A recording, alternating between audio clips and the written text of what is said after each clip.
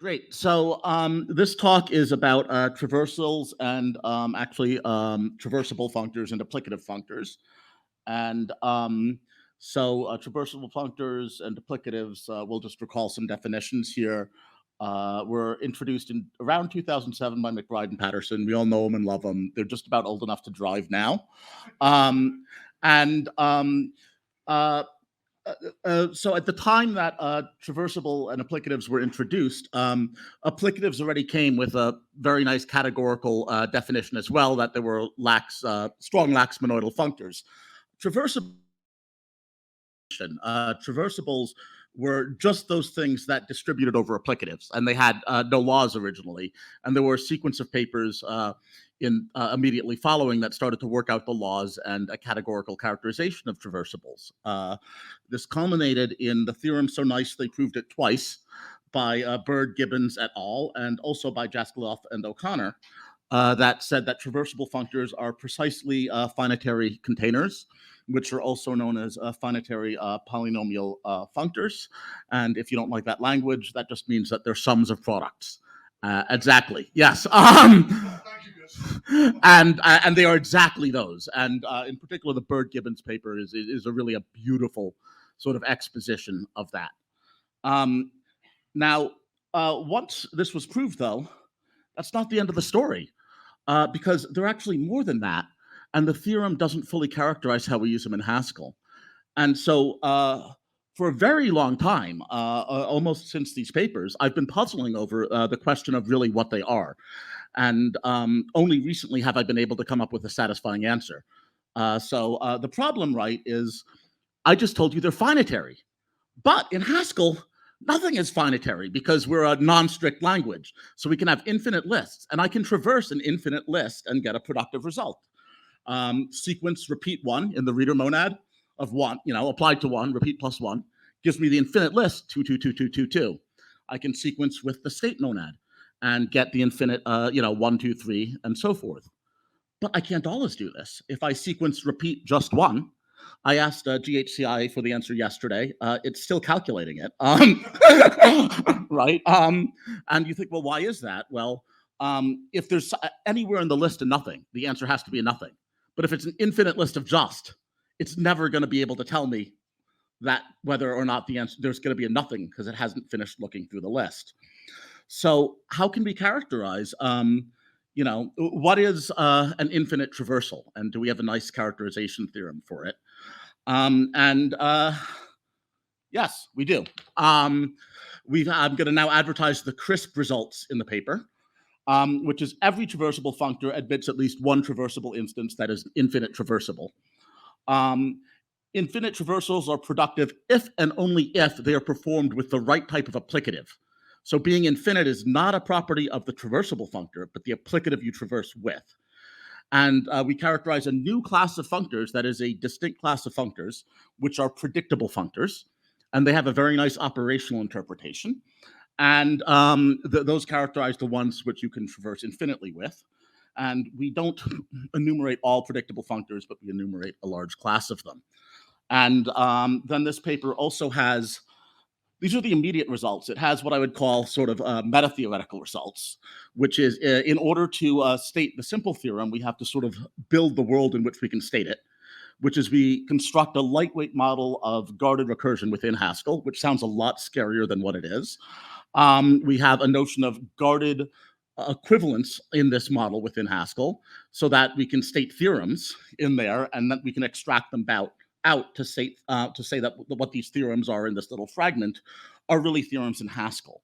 And that sounds like a lot. What it really means is I give you about 3 lines of code that you can perform equational reasoning with and get classic Haskell equational reasoning that we like to use, except you can reason about infinite things, which normally you can't do with equational reasoning. And so I'm going to tell you how we do that. So there's a lot of really deep work on guarded recursion. What we do is we extract here the essence of what we need to speak about it in Haskell. And I'm not going to tell you how it works under the hood, but mathematically. But all it means is we have an opaque new type, later A, which is simply, identity by another name. And it's an applicative, as observed by McBride and Atke. It is crucially not a monad. It has no join operation. You cannot take later A to later A. So it's basically you're step indexing by these laters internally. And you cannot have self-reference when you're writing in the guarded recursive fragment, because the whole point is you can only have guarded recursion. And that means we replace our fix operator, which normally would take an A to A to an A. And instead we get the internal lob operator, which I call lfix, which is later A to A to A. And if you think about it, this expresses what's happening whenever you use the fix operator, is you can't pattern match on the first argument on the function you're passing, the first argument to the function you pass to fix, because you bottom out immediately. Instead, you have to use it, I guess, what they would call in a negative way or whatever, right? You have to apply it, and but you cannot inspect it, and that's now just basically given by the type that it's later A, and there's no way to pattern match under a later just by convention. And if we do so, we are in the guarded recursive fragment of Haskell, which is a model of guarded recursive logic within Haskell. It's that simple. And then we can reason about infinite things using step indexing by these laters.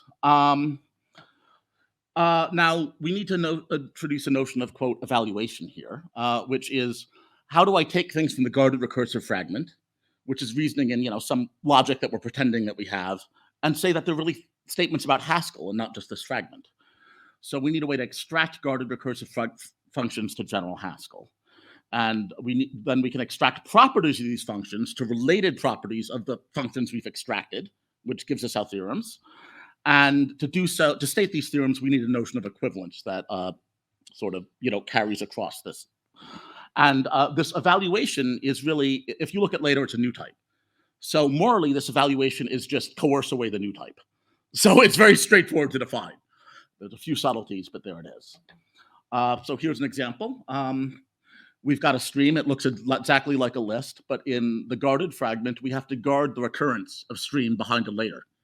And then we've got our type class eval later that uses associated types. So to every guarded type, there's an unguarded version, which is the type after you've deleted the laters from within it. And we can eval later of later itself, by pattern matching out. Ground types such as int, nothing happens to them.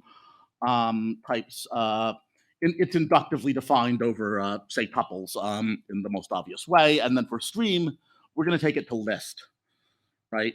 Because all stream is list with an extra new type thrown in. So we're just going to delete that new type. There's more examples in the paper as well. So now we have a notion of equivalence.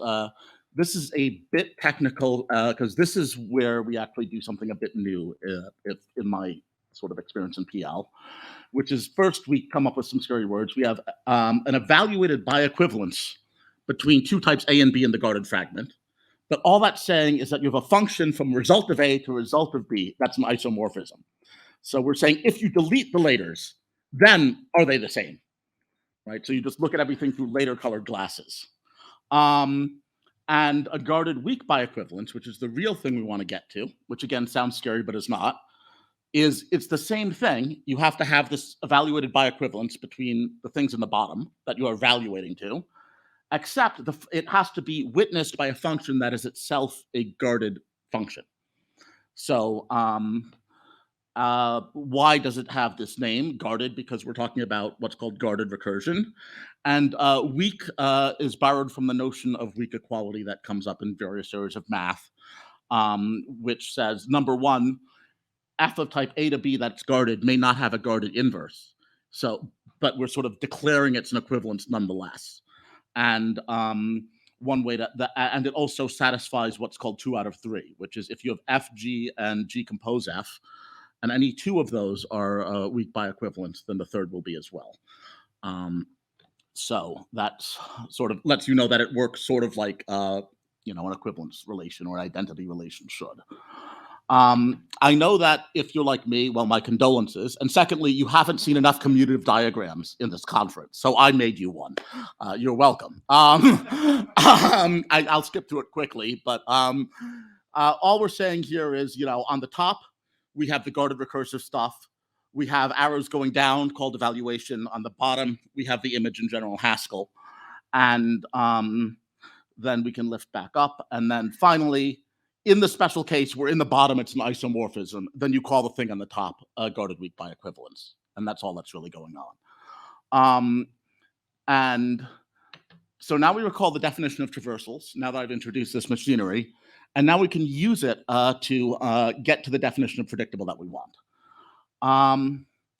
So above, I've written sequence on lists in, this is the normal list sequence. I've written it with an explicit fixed point, but you should recognize it. You should be able to write it. Now, we change fix to lfix, and it won't type check anymore because fix and lfix have different types. We notice that, well, what happens is when you say lambda of rec, the recursor, that recursor is now guarded under a later. So we have to apply that recursor under the later using the later applicative rather than just applying it directly. And that's that last star at the end. That's application star in the later applicative. And then the types still don't match up because A isn't under a later applicative, but rec, star S is. So, well, so we have to add one little piece to patch it up. And I put question, but I should have put underscore because, we asked GHC what the answer is. And GHC tells us we need a function of type later FA to F of later A, which is to say we need a function that distributes the later modality over our functor. And that's what it is to be predictable. But you might say, well, gosh, how can you go from a later FA to anything? Because you just told me the whole point of later is that you can't pattern match under it because it's guarded. It's the next step and you can't get there yet. So, once you hit a later, aren't you stuck? Well, you would be, except you sort of need to predict the future here. So now I've got, I'm gonna show the audience an amazing algorithm. Here we take, before I showed you a stream that was potentially infinite, but it had a nil, so you could terminate. Here's an infinite stream. There's no nil constructor. Now, think of an infinite stream of integers, everybody in the audience. Don't tell me which one, but take a free choice sequence, any sequence of integers you can imagine. All right, and think of it in your head very carefully. I'm going to tell you, I'm going to predict the first thing that a program will see when it pattern matches on this sequence. In fact, I'm not going to predict it. I already predicted it when I produced these slides 35 minutes ago. Okay, for those that know Watchmen. So are you ready? I'm going to tell you. The first thing you're going to see when you pattern match on this stream is the cons. And that's all we need. And that's what makes a functor predictable. It's a functor which allows an irrefutable pattern match, or which uniquely has an outermost constructor that's not a coproduct. And that's the juice that lets the self-recursion work. And so that's what a predictable functor is. And we can characterize it in terms of later, or we can think of it operationally. And then this immediately lets us read off. Well, first, let's give you some examples of what is and isn't predictable. Later itself is obviously predictable. Any reader monad, right, which is also known as a representable functor, is predictable. We can generate the composition in the standard composition of functors of any two predictable functors. You can sort of just compose the predicts. The product of any two predictable functors. Not, of course, the coproduct, as we just discussed, right? So that's why maybe is out. That's why either is out. And then you might say, but the writer monad you can infinitely traverse with, and it isn't writer, a pair, right? Of like, say, if I'm writer bool, that's 2 times A. And 2 times A is A plus A, and A plus A is a coproduct. So how does this account for that? And this is where you have to remember, we're not in set theoretic semantics. We're in domain semantics. And so we have to reason about real Haskell. And in real Haskell, unlike the set theoretic model, 2 times A does not equal A plus A, right? So, for example, I can have, the pair of bottom and bottom is of type 2 times A. But there's no analog in A plus A, right? Because A plus A needs to know if it's a left or right. Whereas with 2 times A, we can have the outermost constructor first. So the two aren't the same when you're thinking in terms of the, domain theoretic semantics. And that means that we can say that 2 times A is predictable, even though A plus A is not predictable, because they're absolutely different in the real world of Haskell.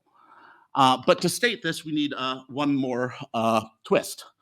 We need to talk about things which in the paper I call stable. In the broader world of guarded recursion, I believe they sometimes call these domain objects, but anyway, I took the name from stable modalities.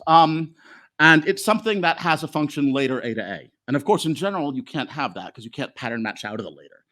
But if we have something like Capretta's delay monad, then you can just stick on an extra weight around something to sort of internalize it. So stable things are things which are partial values as modeled in our language. And now if you have something that's partial and you pair it with something else, you have the functor, partial something, comma A. That is in turn is also predictable. And that's what's happening with the writer monad.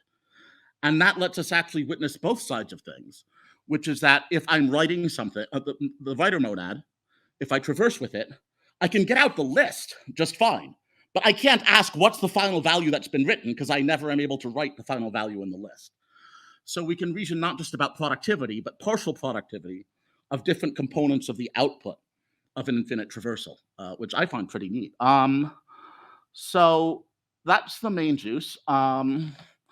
We get these immediate results. We can explain infinite traversals with reader, writer.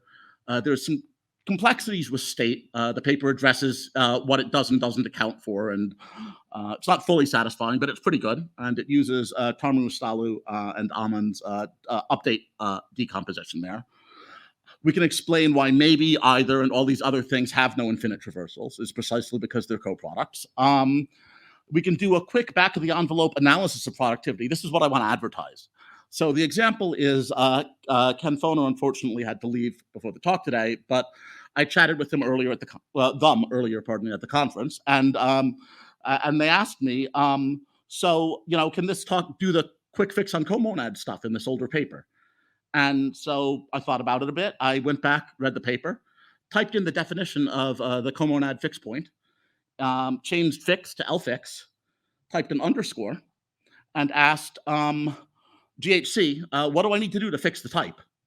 And GHC told me, well, you need a function later WA to WA. So I got the answer because one immediately sees, well, then this is, if I have such a function, then probably the answers of interest are going to be things where W is predictable and A is stable. So that's my advertisement to you. If you have any problem that involves reading off sort of, any properties where you want to think about termination or non-termination of something on a cyclic or infinite structure, we have a lot more powerful tools and we have a lot of ad hoc tools. But this is very lightweight. It just involves one new type, one combinator, one instance of applicative. And often I think you should be able to use this to get a characterization much more quickly as sort of a back of the envelope calculation. So I really want to advertise it as a reasoning tool. And also in the paper, you're going to find out how we deal with arrow types, which is a bit more complicated because you need to lift as well as evaluate. You get what the framework is and the subtleties for what theorems you can and can't extract. You get some of the complications of state. And you also get a story of how traversals are directed, right? So in the forwards and backwards paper, they're just permutations. But because you have infinite structures, they're directed. And in particular, we can explain one of the real puzzles, which is you can have bi-infinite structures, like lists that you can cons and snock onto both ends of, and therefore can be infinitely consed on in both directions. We can explain infinite traversals on those as well. Basically in a situation where applicatives are no longer about monoids. So anyway, there's some cool subtleties to infinite stuff that we get into and give some good references to the much bigger, broader world of guarded recursion where there's a lot of great stuff happening. So there it is.